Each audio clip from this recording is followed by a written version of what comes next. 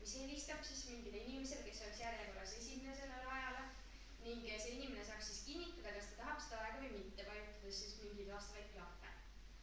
Ning teiseks võiks siis olla aegade registreerimine üldse, ka siis näiteks interneti teel võimalik kõikidele inimestele ning see salvestab siis vastavad ajad automaatselt ära.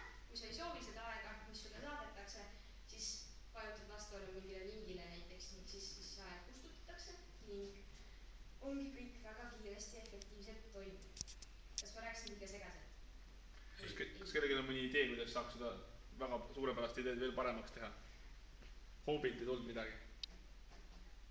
Ma tean, et Tartus meeste kliinik teeb seda Facebooki teel. Ma tean, et kliinikum, mis on praegu näiteks, on ka olemas see, et sa saad meilidele endale aja registreerida, aga sellele meilile vastama ikkagi mingi inimene ning mis see meie süsteemi pluss võiks olla, kui see igal pool oleks olemas, siis näiteks perearstidel õdede koormus väheneks oluliselt, sest et väiksemates perearstikeskustes siis õde peab ju kogu selle registreerimismöllu eest vastutama.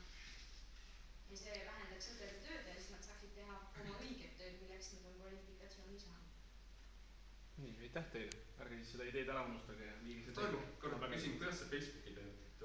Ma ei tea, ma nägin kuskilt artiklit, et Facebookis on see meeste kliinik. Nad annavad ja seinale teada, mis on need vabad ajad, mis on nagu vabanenud. Siis saad sealt kirjutada, et sa tahad. Sest minu peas tekkis siuke pilt, et ühe hetkel tuleb siis siuke Facebooki postitus, et vabanes aeg, like ja share jätta vahel, laske välja. Meeste kliinikus üks on aeg. Ei päris inimest ei ole, aga võib-olla nad muudavad seda nagu veel atraktiivselt. Ei, nad panevadki seinale postituse prostat üle.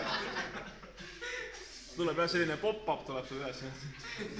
Suur pilt.